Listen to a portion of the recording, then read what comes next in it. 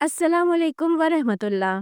नाज़रीन, बिलाशुबा हिदायत अल्लाह के ख़ज़ानों में सबसे कीमती ख़ज़ाना है और कीमती चीज़ हमेशा ख़ास लोगों को ही दी जाती है। इस एतबार से वो तमाम लोग जो किसी भी धर्म को छोड़कर इस्लाम कबूल करते हैं, वो बिलाशुबा अल्लाह के पसंदीदा तरीन बंदे होते हैं। जब भी अल्लाह तबारक व तआला उनको गुमराही से निकाल कर हिदायत की तरफ लाते हैं और उनको अपने ख़जाने से सबसे कीमती तोहफ़ा यानी ईमान अता फ़रमाते हैं। नाज़रीन, ये जो लोग अपना धर्म छोड़कर इस्लाम की तरफ आते हैं, ये सिर्फ़ अपने माँ-बाप, बहन-भाई, रिश्तेदारों और दोस्त अहबाब को छोड़कर ही नहीं आते, बल्कि उनको अपना दुश्मन बनाकर आते हैं। उन्हें अंदाज़ा होता है कि अब उनके अपने, उनके चाहने वाले सारी ज़िंदगी ना कभी उनसे मिलेंगे और कोई ताल्लुक़ रखेंगे, बल्कि उल्टा अब वो उनसे नफ़रत करने लगेंगे।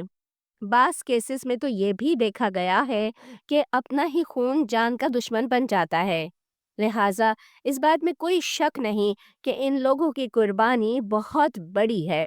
बिलाशुबा इनकी कुर्बानी के साथ साथ इनका अजर भी बहुत अजीम है। आज भी हम एक ऐसी ही बहन के इस्लाम कबूल करने की कहानी के साथ आए हैं, जो पहले हिंदू धर्म को फॉलो करती थीं, मगर बहुत बचपन से ही अल्लाह ने उनके दिल में मूर्ति पूजा और मरे हुए लोगों को जलाना और ऐसी ही हिंदू धर्म की कई छोटी छोटी चीज़ों की बुराई उनके दिल में पैदा की और उन्होंने बहुत बचपन से हिंदू धर्म के अंदर बुराइयों को भांप लिया। फिर जब वो थोड़ी बड़ी हुई तो उन्होंने इस्लाम धर्म को पढ़ना शुरू किया और फाइनली वो दिन भी आया जब उन्होंने इस्लाम कबूल कर लिया। तो आइए चलते हैं इस बहन के इंटरव्यू की तरफ। ये सफ़र मेरा शुरू हुआ था 2012 में जी। जहाँ पे हम रहते थे वहाँ पे हिंदू मुस्लिम दोनों कम्युनिटी के लोग रहते थे। जी जी। तो मैं उनके घरों में भी जाया करती थी और अपने घरों में भी देखा करती थी। तो होता था कि इंसान हमारे मज़हब में जला देते हैं या नदी में बहा देते हैं। मतलब मेरे मन में ख्याल आया कि जो हमारे बाप दादा चाचा है हम उन्हें कैसे जला सकते हैं, वो हमारे अपने होते हैं, हम उन्हें कैसे जला सकते हैं। कल को मैं मरूंगी ये लोग मुझे भी जला देंगे। तो दिल में खौफ पैदा हुआ। तो फिर मैं उन लोगों से नॉलेज लेने लगी, जिनके घरों में मेरा आना जाना था। मैं उन लोगों से पूछने लगी इस्लाम के बारे में और फिर मैं अपने मज़हब के बारे में पढ़ती थी। तो मैं सोचती थी ये तो बहुत अलग है, बहुत अलग है और इसमें सच्चाई नहीं है। सच्चाई नहीं है। सच्चाई उनकी बातों में थी कि जो था साफ सुथरा पाक था, किसी के सामने सिर झुकाना नहीं, किसी के सामने कुछ नहीं, अपने घर में चार दीवारी में इबादत करना था। और औरतें बहुत इज्जत के साथ वहाँ रहती थी, पर्दे में रहती थी। तो एक दिलचस्पी सी होने लगी कि नहीं, सच्चाई यही है कि ये सब सही नहीं है। ये सब जहाँ हम जाते हैं सिर झुकाते हैं, पूजा स्थल पे जाते हैं सिर झुकाते हैं, वो कौन है? हम पत्थर के सामने सिर झुका रहे हैं, हम पत्थर के सामने सिर झुका रहे हैं। वो खुद मोहताज है, वो हमें क्या देंगे?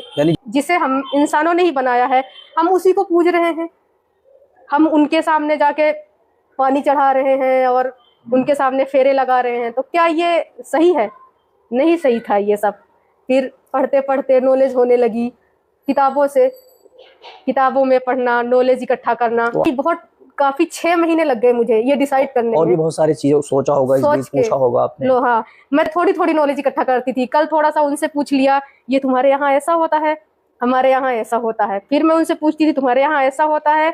तो ऐसे में फिर फ़ोन है आजकल, इंटरनेट है, किताबें हैं, पढ़ना शुरू करा तो पता चला कि नहीं, जिस मज़हब में हम चल रहे हैं वो मज़हब सही नहीं है, वो कल को हमें जला देंगे। मेरे गांव में एक वाक़या हुआ था, मैं बहुत छोटी थी उस टाइम पे। एक बच्चे का इंतकाल हुआ और उन्होंने उसको जला दिया। तो वो खौफ मेरे दिल में बैठ गया कि ये लोग तो मुझे भी जला देंगे, ये तो मुझे भी जला देंगे। तो फिर मैंने इसकी वजह से मैंने नॉलेज इकट्ठा शुरू करना करा कि नहीं, मुझे जलना नहीं है। मतलब ये लोग तो जला देते हैं, ये लोग तो लाठी से मारते हैं सिर में, मरने के बाद इतनी बेकदरी करेंगे ये लोग मेरी, मरने के बाद ये लोग इतनी बेकदरी करेंगे, अपने ही बेटी को, अपने ही औलाद को ये लोग ऐसी हालत करेंगे। तो वो खौफ जो दिल में था वो बड़े होते होते वो सर्च की तरफ चला गया कि नहीं, सर्च चाहिए। उन लोगों ने मुझे बताया कि नहीं, मरने के बाद एक अलग दुनिया है, जो ये तो वक्ती तौर की दुनिया है जो ख़त्म हो जानी है, और यहाँ 60-70 साल की ज़िंदगी है, ख़त्म हो जाएगी, उसके बाद यहाँ तो कुछ नहीं है। لیکن ان لوگوں نے بتایا کہ نہیں، مرنے کے بعد ایک الگ دنیا ہے جہاں ہمیشہ ہمیشہ کے لیے ہمیں رہنا ہے۔ شروع میں نہیں لگی، لیکن جب میں نے اسلام قبول کر لیا، جب ان لوگوں کو تو مطلب ماں باپ کو اس وقت تک پتہ نہیں چلا اسلام قبول کیا آپ نے؟